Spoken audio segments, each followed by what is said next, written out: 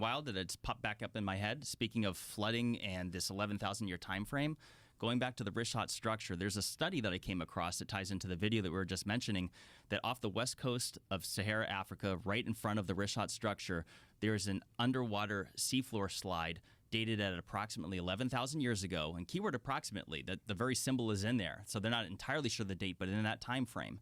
And this sediment looks like in the shape that it was blasted from a flood of water coming out of the Sahara, just based on the nature of the shape of it, that's more than 200 miles wide and maybe 130, 140, 150 miles from north to south.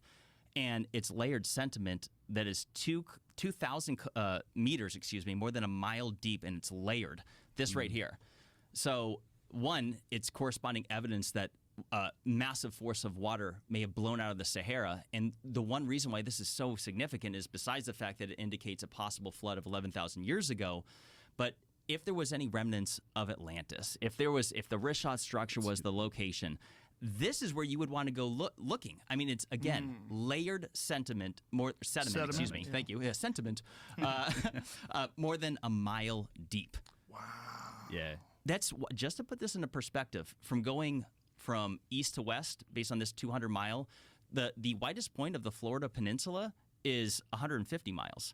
Like, this is more than 50 miles wider than the entire state of Florida panhandle. I don't know. I mean, it's the same distance from New York City to where do I have that in? D.C. Excuse me. Yeah. So, like, this is literally evidence of a catastrophic flood. That's more than just a seafloor slide. Something bulldozed. And when you look at these fluvial erosions, to anyone that's looking at this right now, signature traits of catastrophic water erosion. And it looks exactly like they teach in school when it comes to water striations, whether it's from glaciers or from water. These are signature traits of water. This is not wind. Yeah. And the fact that all these areas of white blemishes, say in the Richat, are confirmed salt. There's numerous studies. I mean, for example, there is a treatise from 1851 from England and Mauritania that lists a few things. That talks about, one, that abundance of gold. It lists that, actually, let me back up. Salt. They used to export gold out of Mauritania to Europe, and that's one of the locations. And also, gold. It said that prior to the gold rush of North America back in the 1800s, Europe got most of their gold supply from Mauritania as well. Wow. Which is an interesting point, because if that was the site of Atlantis, which was said to be so rich in gold, what an interesting similarity. Go back to that image again, please, Jamie. What's really fascinating too is the description of Atlantis, of having that opening to the south, and then you see this clear pathway to the south. Yep. Everything lines up. The shape of Atlantis, like the concentric circles, the amount of them. Earth to water, the way the representation of it as described, right. The mountains to the north, like everything lines up. And not only that, all that salt is if people play around with this on Google Earth, you can check the elevation by using your mouse. All the areas with all the most significant amounts of salt happen to be at the lowest elevations, which I think is corresponding evidence that seawater had settled and later evaporated there. And as you see here, you can see it rips through the entire Sahara. And if you look at their study that's showing the trans-Saharan seaway of 56 to 66 million years ago, it shows that the water blasted to the south, but it does not show it going west over the Richat. So I feel like there was some other event, something separate that happened. And I mean, yeah, these photos are spectacular. The photos are spectacular, but could you zoom out again, please, Jamie? The thing that's crazy is how clearly it looks like water came over that and washed back. Oh, look at the left side of that image. It looks so clearly like massive amounts of water came over there and then pulled back. Like, look at the way it's eroded. Do you want something that's going to blow your mind? So this area right here. Scroll in, Jamie, and you'll see we discussed this last time as being water ripples. So remember when Graham Hancock and Randall Carlson were on your show a few years ago, and they were showing you the area of the Missoula floodplains in Montana and Washington. West Baugh, yeah. God, look, it's so clear. And so what's interesting is that, so I measured these, and there might be some of the slides in there. I'm not totally sure, but yeah, that's white salt. But these... This is a wild... Pictures got great. Well, that's like amazing. Taking some recent satellite photos. God, it's amazing. You can keep digging in like that. So these ripples, when you pan out, so the ones that Randall had showed you those were something like closer to 300 feet apart and 50 feet high.